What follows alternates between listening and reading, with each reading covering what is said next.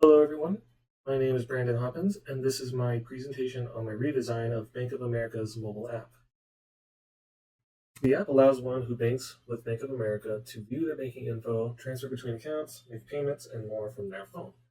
However, the current UI contains a lot of visual clutter and makes it difficult to navigate or view the information you want to see at a glance.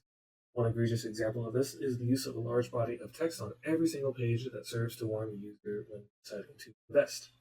So, to fix these problems, the redesign is meant to minimize the visual clutter, make useful information more easily accessible, the categories to reduce additional clutter, and to add more color and contrast to an otherwise white and bland space, overall making the app more user-friendly and easy to navigate.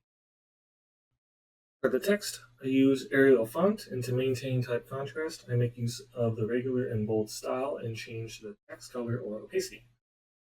Colors used are often red and light blue to capitalize on Bank of America's brand colors, with the different shades of each color being used to allow buttons or certain text to stand out from the background.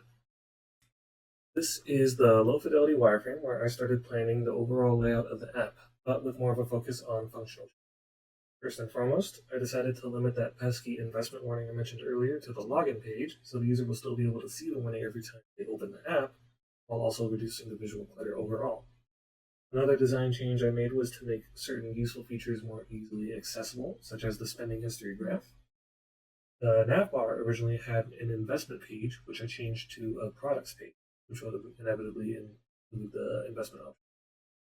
I separated the pay and transfer pages because I felt they don't quite serve the same purpose. The products page is originally using buttons instead of a list of text, which makes the icons larger and makes it easier to find what you're looking for.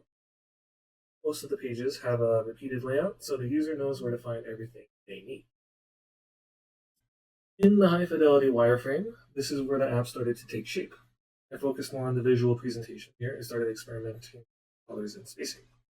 I used a gradient in the background to add a bit of red and blue. However, this didn't help much with adding contrast again because it's too light, so I changed it again. The graph is now included and uses blue to add a bit of contrast to the otherwise light background, and the individual sections of the pages have equal padding with their neighbors, with the exception of buttons to function as a visual cue that the buttons are interactable. And the products page now makes full use of the icons for each product that the user may be interested in.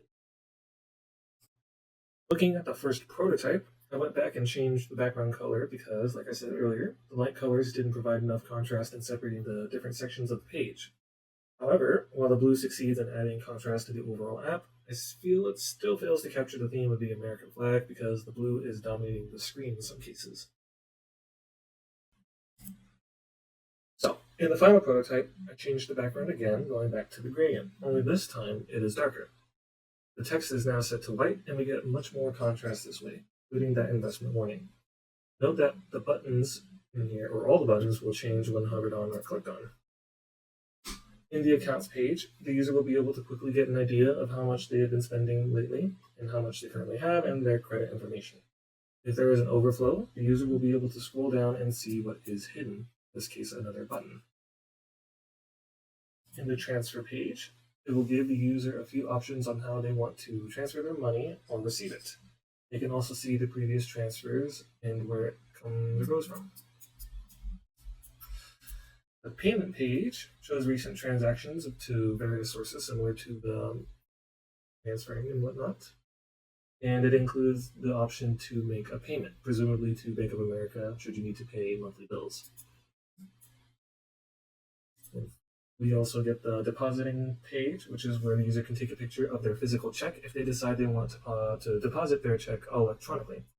The button is large in this case to include an icon, making it clear that the user will need to use their phone's camera. And since the user will need to type into the field below the camera icon, the interactable fields are high up to make room for the keyboard so that they can see what they're typing. The same applies to the login page. Finally, we get the products page, which serves as a way for the user to find more information on specific products or services provided by the bank. All the buttons have icons, making it easier for the user to find what they are looking for at a glance. And as you can see here, the investing is included. This concludes the presentation, and I hope you enjoyed the walkthrough on how I designed this. Thank you.